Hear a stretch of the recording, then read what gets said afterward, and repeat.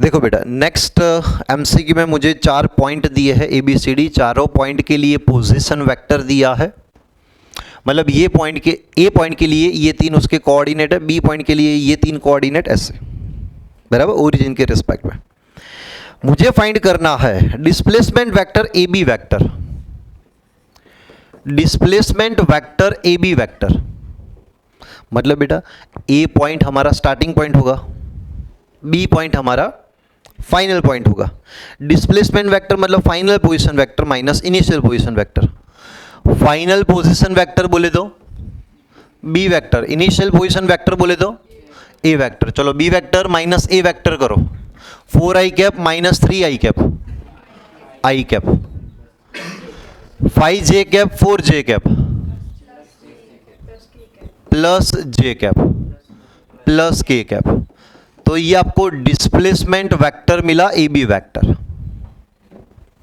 Next कौन सा displacement vector है? CD vector. तो D vector minus C vector, बराबर ना।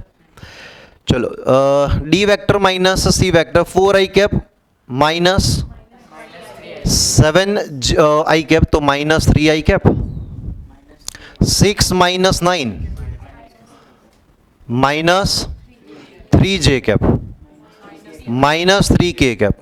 दोनों में से, तीनों में से -3 कॉमन निकालो, तो क्या मिलेगा? i cap plus j cap plus k cap. तो ये है बेटा CD वेक्टर। अब आप देख के बताओ, ये AB displacement vector and CD displacement vector, ये दोनों कैसे वेक्टर है? AB vector and CD vector कैसे वेक्टर है? एंटी पैरेलल वेक्टर्स है। समझ में आया? कोई डाउट है? चलो बेटा, तो ये दोनों एंटी पैरेलल है। अच्छा, हम ये भी बोल सकते हैं कि AB वेक्टर का मैग्नीट्यूड देखो, CD वेक्टर का मैग्नीट्यूड देखो, CD वेक्टर का मैग्नीट्यूड 3 टाइम्स ज्यादा है, मल्टीप्लाई बाय 3 है ना। माइनस है मतलब डायरेक्शन ऑपोजिट है। क्लियर? तो अपना आंसर रहेगा एंटी पैरेलल वेक्टर।